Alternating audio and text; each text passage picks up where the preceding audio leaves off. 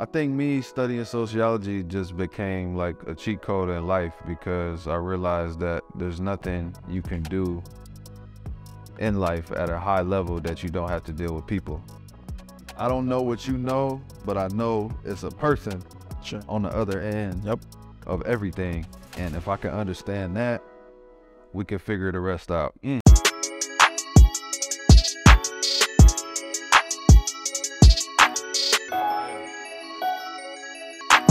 They don't have to be in a specific order, but when you hear top 3 memories of Wichita State, what comes to mind? Wow. Man, that's a great question. I think number 1 is easy. That's the Final Four run. Yes, sir. That's easily the most magical. Please expand on that. I've ever been a part of because it was new. And the finals is obviously right there. NBA Finals is like, you know, that's crazy. Come on. But the NCAA tournament was my first time. It was my first time being on ESPN's top 10. It was my first time, you know, doing the post-game interviews and the press conferences and like meeting people and meeting Reggie Miller and Chris Webber and Kevin Harlan, and my first time at Staples Center, my first time at the Utah Arena. Like, it was just my first time in LA. How many people were at the Final Four game? So the Final Four game, I think that was in Atlanta that year. So like 80,000? It was like 90,000. Is that the first time you've ever played in front of 90,000? In front of 90,000 people, my first time in an NFL stadium where it takes 90 seconds to get to the court from the tunnel. So it was just my first time to do a lot of things, and it was just such a magical ride and just a special time for our university and for the city of Wichita. It was just a crazy, crazy, crazy experience. That's number 1 for sure. Number 2 would probably be I won the Player of the Year. That was big for me. I won the Player of the Year. My first year I won it was my sophomore year. Sophomore year you won Player of the Year? I think so. Wow. I don't really remember. I think so. And then 3rd would be like my senior night, and just the wave of like knowing that it was coming to an end, and just how much fun we had in the city and with you know, the guys that I came in with. Like, we had a great 4-year, 5-year run. And it, like, everybody could feel that wave was coming to an end, and I was kind of the last one to go. And just a special time for this city again. In the games that we were playing, we really thought we had a chance to make a deep run that year again, but it didn't end up panning out that way. Were you emotional your senior night? Just knowing that it was over? Like, damn, this is like my first realization that my college career is coming to an end. No, not really. I was so ready to get that shit over. I ain't gonna lie, cause I really wanted to leave my junior year. Like, I wanted to go to the NBA my junior year. So you were ready? Yeah, I've been ready to go. I was happy school was over. You know what I mean? Like, I left school early, all that. Like, I didn't walk my graduation, none of that. That's you. I was done, but I just wanted to go out on a high note for basketball. Sure. So I was super emotional about the games and performances and stuff like that, for sure. Yeah, no, I mean, I could definitely feel basketball, the passion behind what drives you day in and day out to deal with things that don't necessarily make basketball fun. Yeah. A lot of people that I work with, your peers, they don't even watch the game. Like, you watch the game. Yeah. You watch, you know what I'm saying? You're watching the games when we're working and stuff. So I noticed that right away. Yeah, I don't really know how to do nothing else. Like, not that I'm not good at other things, but like when I'm really into something, like, I'm into it. You know, yeah. I love something, like, no half stepping with Rocksteady Freddie. I don't really do too much half step. So with this basketball shit, while I got this chance to, you know, be in this moment that I'm in, like, I really just want to maximize all of my potential. So when I'm done, I could just say, man, I'm done, and I can move on to the next thing. I will never have a regret for something, you know, that I had left on the table that I didn't give. Like, I really give it my all.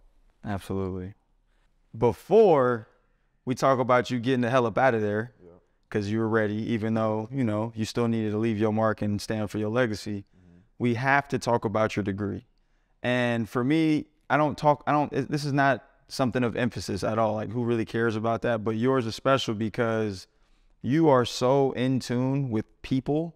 One of the things I've noticed right away, like you pay attention to mannerisms, you almost study people, and then come to find out you have a degree in sociology. Right. Is that right? Yeah, correct. All right, so please, like, is this something that you've always been interested in? People, watching people, studying people.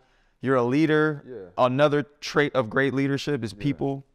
Well, I think just going back to the beginning, like, again, I've always been a person that was able to get people to gravitate towards me or towards something, or be able to, lead or be confident with people, and I've always been persuasive, I'll say, is a good word for it. So, like, I think maybe my junior year or my senior year of high school, I took a psychology class, and it was like AP Psych or something like that, and it was pretty advanced, like it was pretty good stuff. So getting into how the brain works and different things and different behavior patterns. So you touch on a little sociology to teach psychology and vice versa.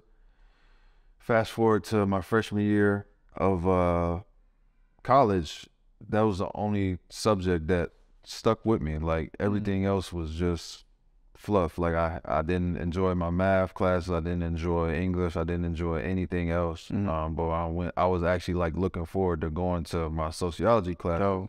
And so that stood out to me, and just the teaching style. They had online at the time, so it was like half in class, half online, eventually all online.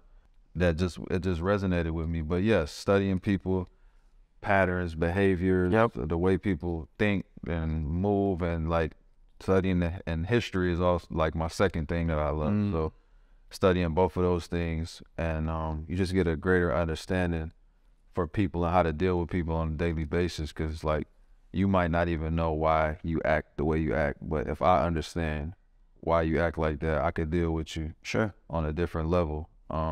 And also I was trying to heal myself as well from early trauma, losing my dad, all the shit that kids go through growing up. So it's like at the same time I was learning about this subject and how to, navigate the world. I was learning how to like, not self-diagnose, but how to like do daily inventory on myself too. Like, okay, I got a quick temper, I got little man syndrome. Like all of these things that I got come from it's a real thing. It's a clinical thing with a lot of this stuff in the brain and how it works. So it was something that really stuck with me. I had a great professor,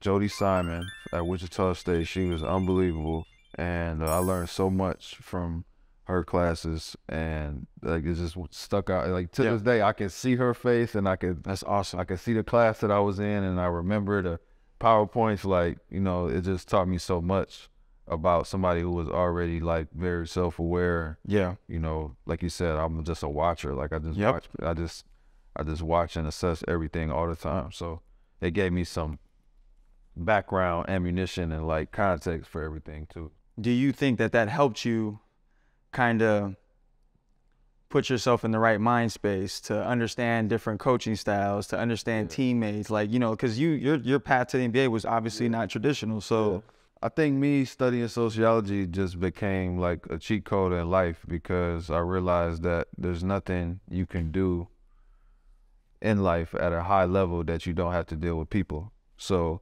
I don't care I don't know what you know about this.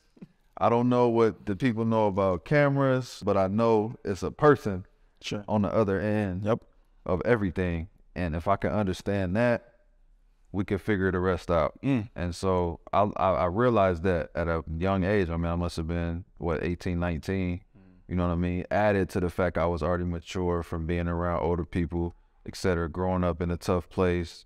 So it was just like a perfect combination. So when I stepped foot in the NBA, I was already a full, grown man, at 22, 23, which is relatively young. I was just, like I said, sharp. Like I was just sharp and ready to, handle most of the stuff that came with it. Yeah, and a lot of that stuff that came with it, a lot of people don't make it out of.